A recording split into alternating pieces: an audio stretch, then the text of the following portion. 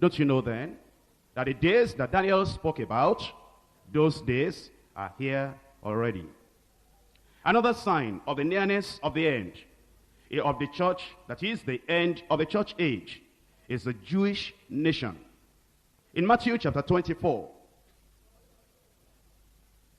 Matthew chapter 24, verses 32 and 33, Jesus said, "Now learn a parable of the fig tree.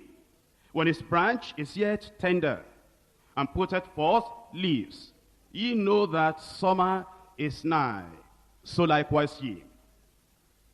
When you see all these things, know that it is near, even at the doors." During the past 50 years, more scriptures have been fulfilled concerning the Jews than in all their previous history. That statement needs to be understood.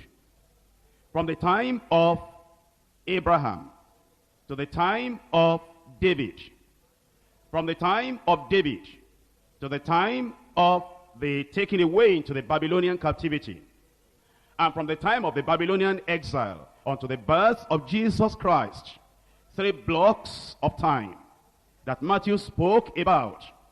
And he said from Abraham to David, 14 generations. He said from David to the carrying away to captivity, 14 generations. And he said from the carrying away to the Babylonian captivity to the coming of Christ, 14 generations. As we look at all that period from Abraham to Christ, a period that spans a long time, from Genesis chapter 12 to the end of Malachi and to the first chapter in Matthew, many prophecies were fulfilled concerning the children of Israel. As we look at the time of Christ until 70 AD, and from 70 AD until the few years of the first centuries of the church age, again, many prophecies were fulfilled concerning the children of Israel. Now, look at this century alone. Within the last 50 years, more prophecies of Scripture have been fulfilled concerning the children of Israel than all the prophecies fulfilled from Abraham to David to Babylonian captivity to the coming of Christ to 70 AD and to the few years just before this century. Which tells us that the time of the Gentiles is about running out. God is looking at his program, at his timetable, and he's telling us that now he wants to go back to concentrate on the Jews because the time of the Gentiles is almost over. Which means then, as we look at Israel, on May 14, 1948, the Jews formed their first national government that they had had since before the Babylonian captivity. And as we consider the words of Jesus Christ in Luke chapter 21 and verse 24. Luke chapter 21 verse 24. It says, "And they shall fall by the edge of the sword, and shall be led away captive into all nations." That's talking about the Jews. He said, they shall fall by the sword. And history, recorded history, is there to tell us of the fulfillment of the words of Jesus Christ. And then it says, they shall be led away captive into all nations. And that has been fulfilled. Then it said, when they are led away into all nations, Jerusalem will no more be occupied by the Jews. They will be driven away from there, from Jerusalem. Then it said, and Jerusalem shall be trodden down of the Gentiles. Is that forever? No.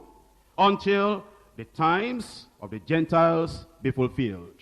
Which means Jerusalem will not be occupied by the Jews until the time of the end is near.